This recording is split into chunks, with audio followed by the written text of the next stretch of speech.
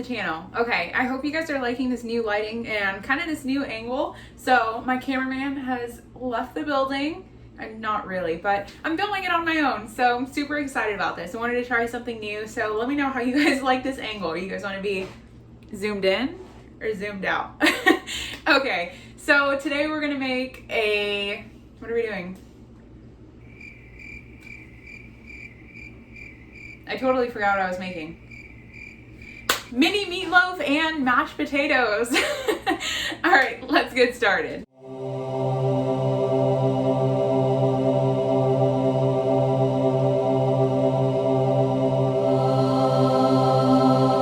So while our panko and milk little concoction is coming together, we're gonna go ahead and start on our seasoning. So this, just like any of my other recipes, is tailored to whatever flavors you like. I like to keep it kind of classic and just kind of hit it with just some regular spices and some ketchup, but you can always use crushed tomatoes, diced tomatoes, tomato paste.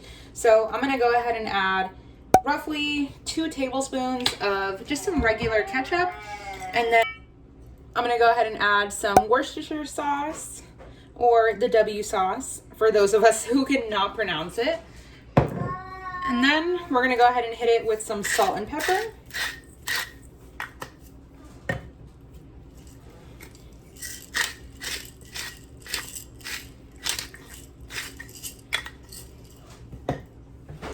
I'm gonna add some onion and garlic powder.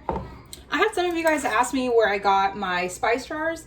I got them off of Amazon, and it was really cool because it came with 40 of these glass jars, the lids, and it came with these pretty cool stickers that have basically every spice you could ever think of, even some spices that I don't even own, and I have like a million spices. All right, now we're just gonna go ahead and mix this up. Wait, I totally lied. We're gonna add our panko and milk mixture, and then we're gonna mix.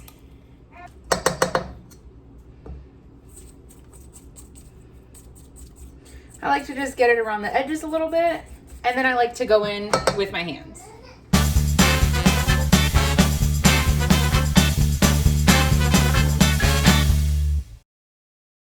And that's pretty much it. You don't want to mix it too much because then your meatloaf will be super, super tough.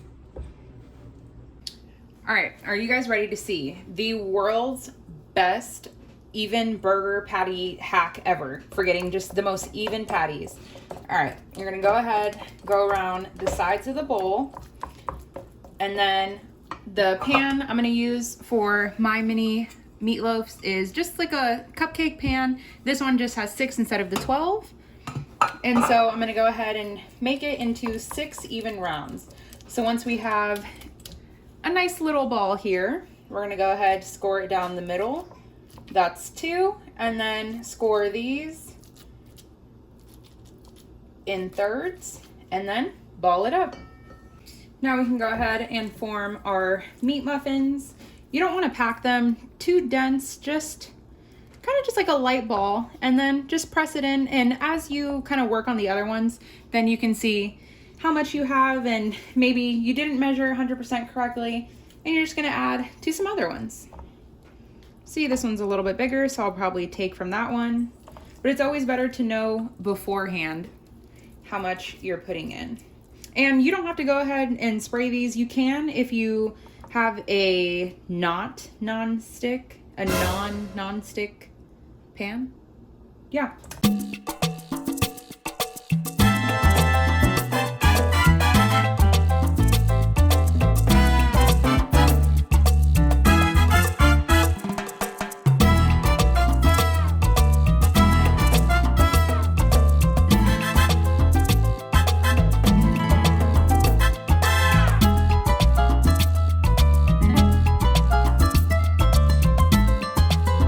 I think that looks pretty good. They're not the most even, but it works. We're gonna go ahead and bake them at 425, starting off with 12 minutes.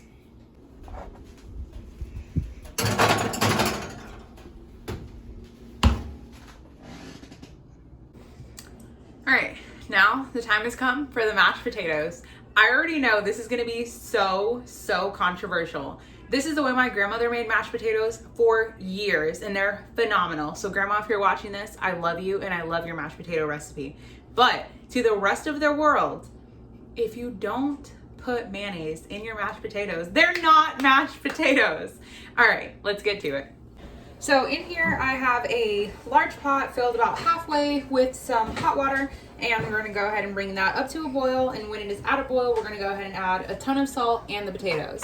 So for our potatoes, I have just 4 like small to medium sized potatoes. I'm gonna go ahead and peel them. Typically I would leave the skin on, but my potatoes are somewhat on their last leg, so let's peel them.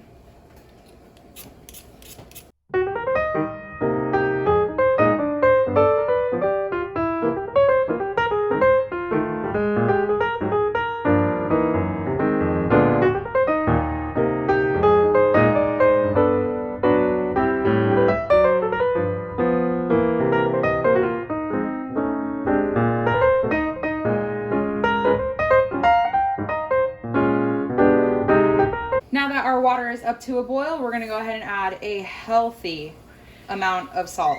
So I know you're probably thinking that looks like a ton, it's gonna be so salty, but most of it stays with the water, and this is the only time you really get to flavor your potatoes.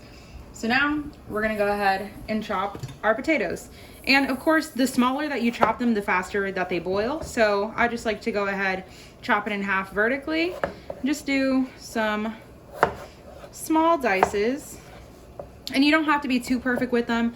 You do roughly want them to be about the same size, because then of course they cook the same.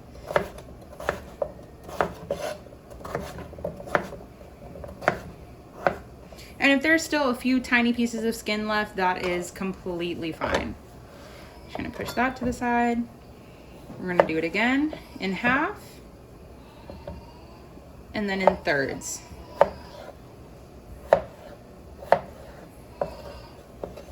Bring it all together.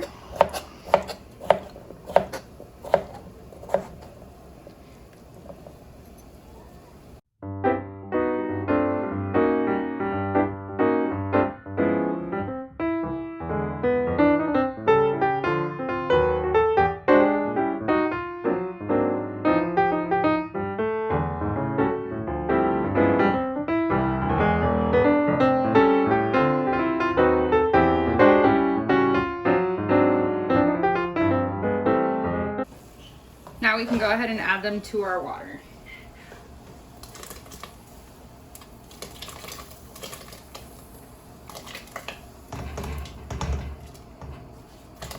Must be SeaWorld's splash zone over here.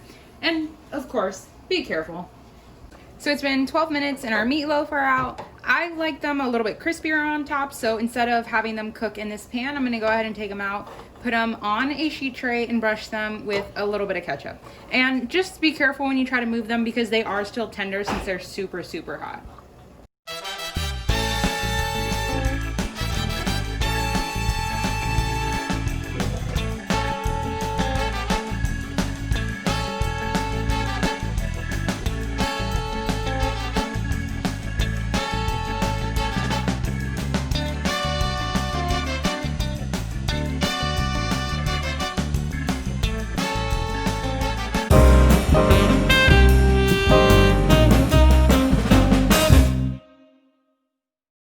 Now we're gonna go ahead and throw this in the oven at 400 for 4 to 5 minutes. Our potatoes have been boiling for about 12 minutes. They're nice and tender. Went ahead and checked them with a knife and it went through super clean. So now we're gonna go ahead and drain them. And the oil on top here, the little yellow oil, is the ground beef fat. I went ahead and added that after they were done cooking just to impart a little bit more flavor.